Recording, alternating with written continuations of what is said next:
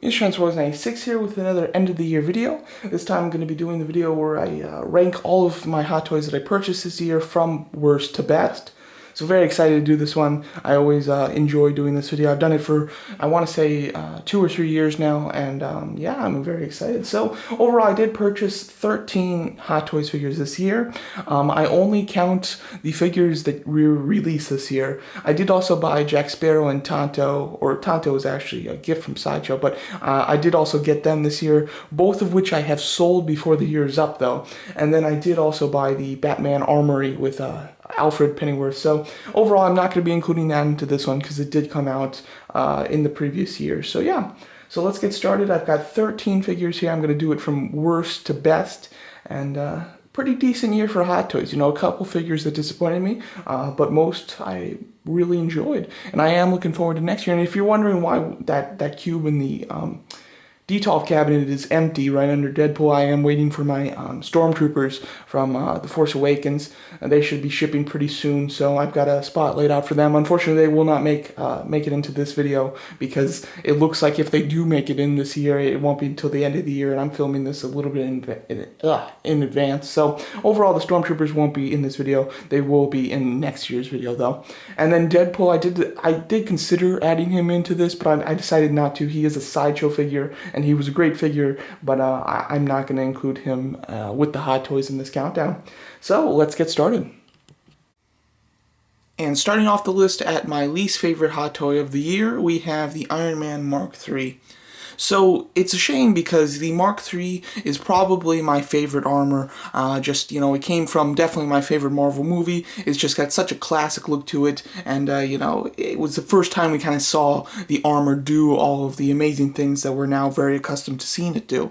So this figure has been kind of plagued with issues, and a lot of them are my personal things. I've seen a lot of reviews of this guy where the people don't seem to mind all of these issues, but for me, they are really upsetting, and it's the reason that when I got this figure, I almost considered just selling it right away instead of opening it. I did decide to open it, and you know, I really set it up and then put it in my display, and I haven't touched it since. And the thing that I probably take into consideration the most when I'm making this list are how much fun the figures are, and obviously since I really haven't done anything with this guy, this one was not fun at all. But the problems that I have with it alone just are the paint in general. He's got a very nice shiny paint, it looks great, but it just doesn't, it's not the Mark III's paint. The Mark III has a dark burgundy color in the movie. Even in light, you know, situations, he doesn't look like this. This is way too shiny. This is more of how it looks in the Iron Legion in Iron Man 2 and 3. Also, for a diecast figure, it should have excellent articulation. However, the torso has no articulation whatsoever. They give you a second interchangeable torso if you want to have him punching the ground. So you can either go an extreme route, and it's got to be positioned in that way, or you have no articulation. And considering we've seen them do the Mark 43 and Mark 42 and everything, we know that they can give you enough articulation to achieve that punching the ground pose, but with also being able to do whatever you want with the torso. Unfortunately, they didn't give you that this time. And then also the shoulders, as you can see there's these weird gaps in the shoulder. If you look at them from the side slightly, it doesn't look bad at all, but straight on, you can definitely notice it. And then lastly, there's a bunch of accessories that I would have liked to see this figure come with, but he doesn't. So overall, definitely deserving that last place in my top 10, or in my top 13 countdown of figures. At the 12th place, we have Rocket Raccoon. Rocket Raccoon is not your standard figure, of course. It's definitely not a true type, you know, body underneath some clothes. This is a completely new sculpt. The sculpt itself is quite nice. I mean, you do have some really realistic looking fur, even around the lips and nose, and of course the eyes. They do have a gloss to them. Makes it look a little bit wet and realistic, which I think is really nice. The whiskers, I definitely do not like on this figure. For some reason, one side's going up and one side's going down. It looks a little strange. I don't think the head sculpt is spot on, and then the articulation is quite limited around the thighs and torso. The accessories it comes with is pretty nice, and I am surprised that he can hold that massive gun just with one hand, like hold it up. He can actually do that. I'm quite impressed with that. But the figure itself is, you know, a little bit lacking in just the fun factor because it's so small. It has its issues, you know, of course, with the limited articulation, and the tail ball joint seems to fall off a lot. So this figure is well made, just not that much fun, and he is $160, which in my opinion is definitely overpriced. And when you compare him to Groot, which basically you can get them in a 2-pack, which I did, Groot costs $200, and when you look at the two of them, $40 price difference just seems insane to me. So overall, I definitely don't think that this figure deserves a very high spot on my list. However, it is definitely not my least favorite figure of the year. And the 11th spot goes to the Starboost armor. So this is my least favorite Iron Legion figure of the year, and it's really, nothing to do with the figure itself. I mean, it's a really nice figure and everything. We've basically hit the point where all the figures on this list are going to be ones that I did enjoy. However, this one is the one that I enjoyed the least, of the Iron Legion figures at least. Just because by the time I got it, I've had a lot of Iron Man armor, so it became a little same old, same old. I did buy it because the design was really neat, and I still stand by that. I think the design is very cool, very slick, very like NASA looking, and he's supposed to be an out of atmosphere armor, so I think that they did completely achieve the look that they were going for based off of what this character is supposed to do or represent. So it looks like a fantastic figure. Definitely did enjoy the design of it, but figure wise I didn't have a lot of fun with it. I just didn't do much with it, and yeah, he looks great in the collection with the Iron Legion, but not a fun figure on his own, in my opinion. And at the 10th spot, we have the Hot Toys Igor Iron Legion figure. So overall, obviously, this is an insane figure. It is huge. It's painted really nicely, and it's just tons of fun just to look at, actually. Overall, an extremely unique figure, one that I was not planning to get because I was so against the price tag, and that's why he's so low on this list. If he had a more suitable price tag, I think that he would have definitely made it higher onto this list, but his price is $510, which is insane. Even to nowadays standards, it's quite high, but when this guy first went on pre-order, it was absolutely mind-boggling, especially since the only other figure that we had to compare him with was Ironmonger, which, in my opinion, is a better figure, and it's cheaper, and it comes with so much more. So overall, a really awesome, unique, stunning looking figure, and an incredibly unique design from the movie. However, the price tag is so high that it definitely brings it down to only the 10th spot on this list. At the 9th spot, we do have Electro from Amazing Spider-Man 2. So this figure, I really did enjoy the head sculpt a lot. I think that it looks quite nice, and I'm very impressed how they were able to keep it looking not translucent. However, including a light up gimmick that is completely translucent in the forehead and everything. So I am very impressed with that. First time I've really ever seen that, which is really cool. And when a figure does something for the first time that's good, it's always very interesting, and I do take it into high consideration. The sculpt of the costume in general I think is quite nice. However, I do feel like it does hinder articulation quite a bit, and where it doesn't hinder articulation, you're worried that you're going to have a sort of like a Man of Steel Superman thing here, where he has great articulation, but the creases stay into the suit, even if you put him in a relaxed position again. So same thing goes for this guy. I feel like he can raise his arms and everything and do like an electric blast, but I feel like he can leave creases in the suit because it is so skin tight, and it is a slightly harder rubber.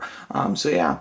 Looking great. I do like the paint a lot, and the figure design in general is really good. Fun factor, he was fun, just not a super amount because of the limited articulation. If this guy had great articulation, he would definitely make it higher into my list, but with his limited articulation, he does end up at the 9th spot on this countdown.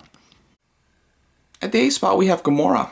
So, with female facial likenesses from Hot Toys, either they're hit or miss. Luckily, this happens to be an occasion where it is a hit. The face sculpt looks really nice. I don't think anybody really complains about that.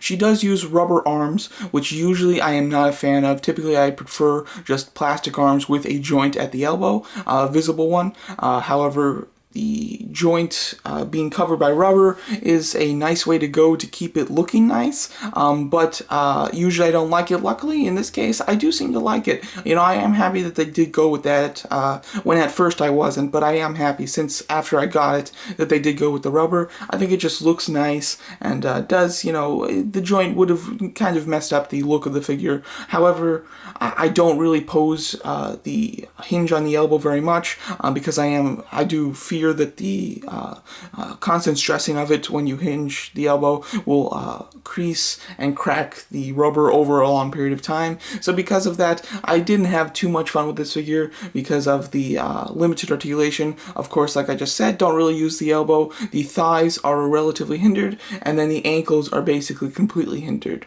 But the figure in general looks really nice, comes with a decent amount of accessories, and does deserve a pretty decent spot on this list.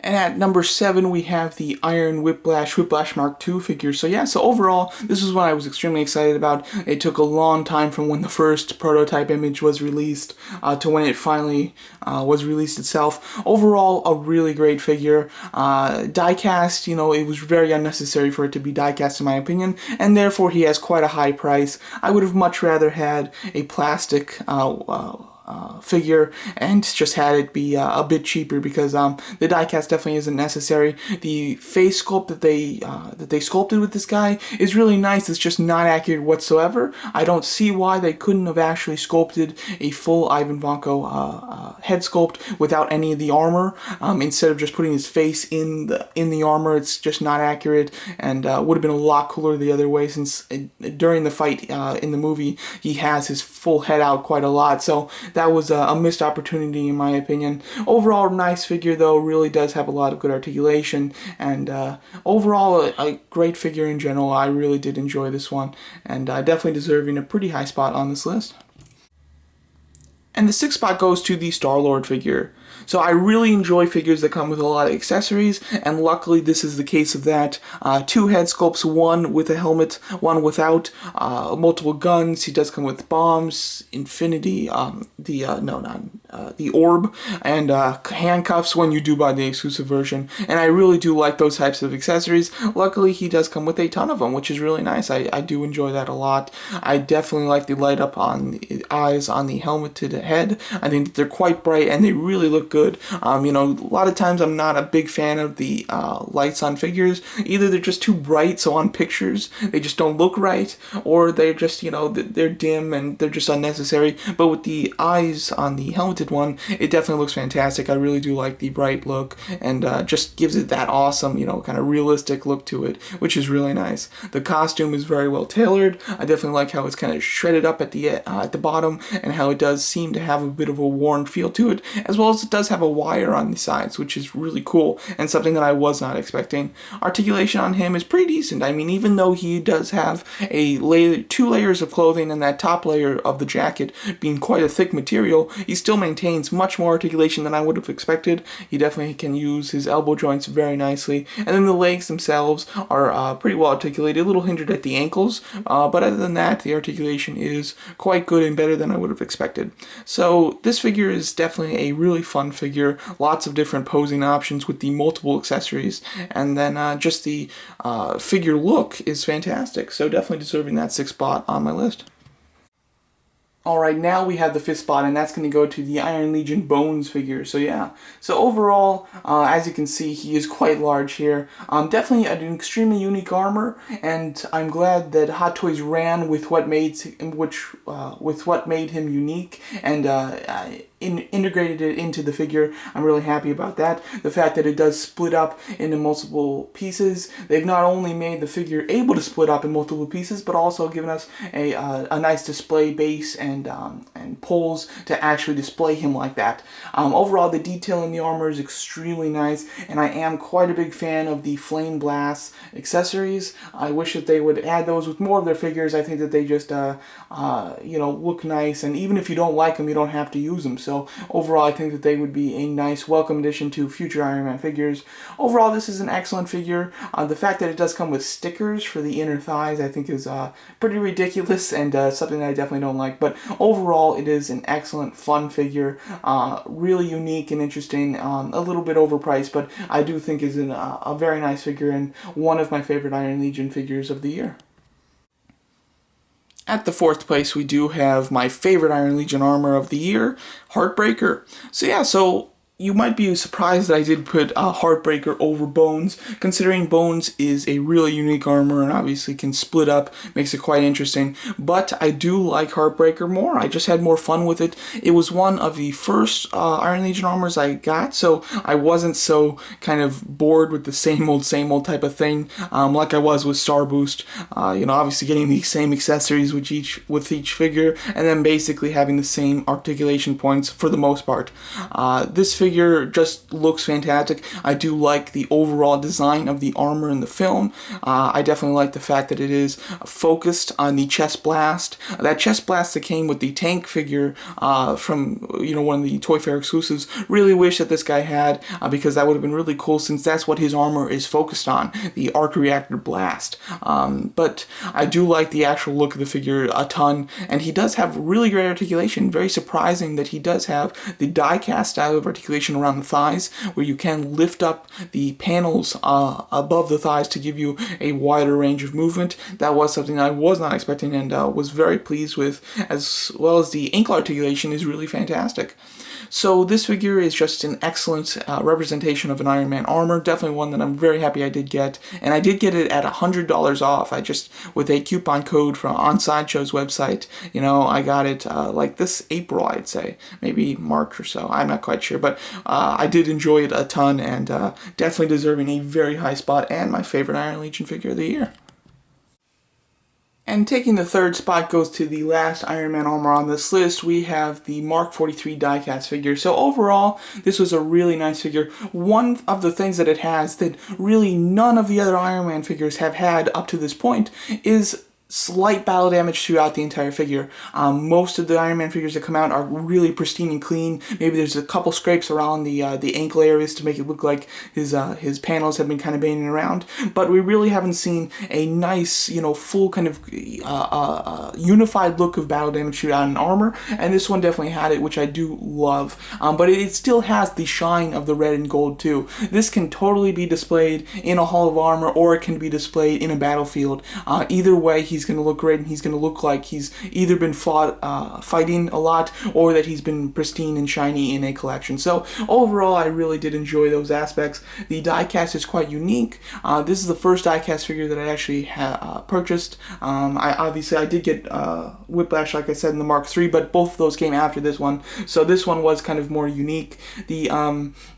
The function where the legs can drop down, which gives you extra articulation, unfortunately was broken on mine. As soon as you popped it down, there was no way to get it back up. I was able to get a replacement from Sideshow on the torso area, so it did cause me some hassle, and because of that, I have not even used that function on this torso yet, because I'm afraid that the same thing's going to happen. So overall, I did have some stress with this figure, but he's an excellent figure overall. Probably would have scored higher on this list if he didn't have the that quality issue, as well as his price is $345, which is well over the average diecast price, which is at $310. So overall, an excellent figure. Has some flaws, but definitely deserving a spot in the top 3 of this countdown. Second place has to go to everybody's favorite talking tree. We have Groot. So Groot, this was a figure that I was really considering to be in my my number 1 figure of the year. It is somewhat interchangeable with number 1, but I do believe that my number 1 choice is the number 1. However, this figure got really close to taking that spot, just because it is fantastic. The design of the figure is wonderful. I mean, usually, Hot Toys is known for their really detailed and realistic facial likenesses and the wonderful paint and sculpting work that goes into that. And this figure has that, but it just has it throughout the entire figure. You have that excellent look just throughout it. It definitely looks realistic, and it's really quite amazing. It came out better than I could have ever expected. This is one of those situations where obviously showing the joints instead of doing rubber is fantastic, and one that I'm really glad that they did with, especially since they were able to hide the joints quite well, considering he is a disjointed tree with many pieces of bark and vines and everything that could easily hide the articulation. And they did it, and they did it extremely well, especially in the thigh area, how they do have the pieces of bark that can lift up to give you better range of motion on the thighs, which is really cool. And his range of articulation is excellent. I really wasn't expecting that. I thought that this figure was going to look great, but he was going to be severely hindered on articulation, and to my surprise, that was not the case. He does have full range in the ball-jointed upper torso, a great articulation in the hack at 2 different points, and then, of course, like I just said, he does have that extra articulation in the thigh. So, overall, definitely one of my favorite figures of the year, and could almost be interchanged with number 1, but there was still one more figure that I found to be better or more fun, and here it is. And my number 1 favorite hot toy that I purchased this year is the Captain America 2, the Winter Soldier Falcon figure. So overall, this is actually a bit surprising to me. When I first ordered him, of course, I was never expecting him to be my favorite hot toy of the year. Definitely wasn't one of my most anticipated figures.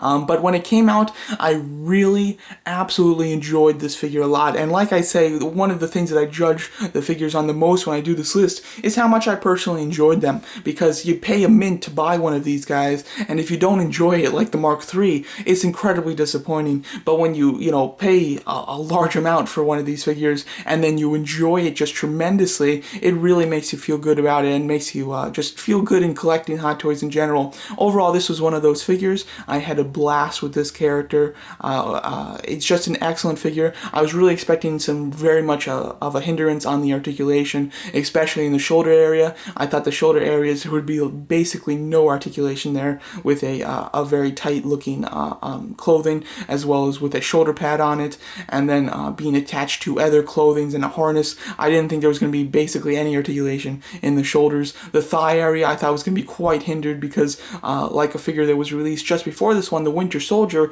the thigh articulation wearing army pants like that was extremely hindered. You could barely move it. And then I didn't expect the head to have any great amount of articulation. All of those things were proven wrong, though. The shoulders have excellent articulation, really not hindered by the clothing whatsoever. The thighs are baggy enough where you can have some great, outstanding posability with it. As you can see with this pose, I have one of his thighs up very high, and it's completely fine. It doesn't look like it's stressing the costume whatsoever either, which is just wonderful. And then the neck is articulated at the top of the neck and at the bottom of the neck, which allows for fantastic posability, and he can look up like he is actually flying. If you wanted to have him at a more pose where he's kind of leveled out, you could do that where he is looking up, which I think is just really cool in general. The wings themselves look incredibly impressive and had a much wider span than I was expecting, and overall just really bring a wow factor to the look of the figure.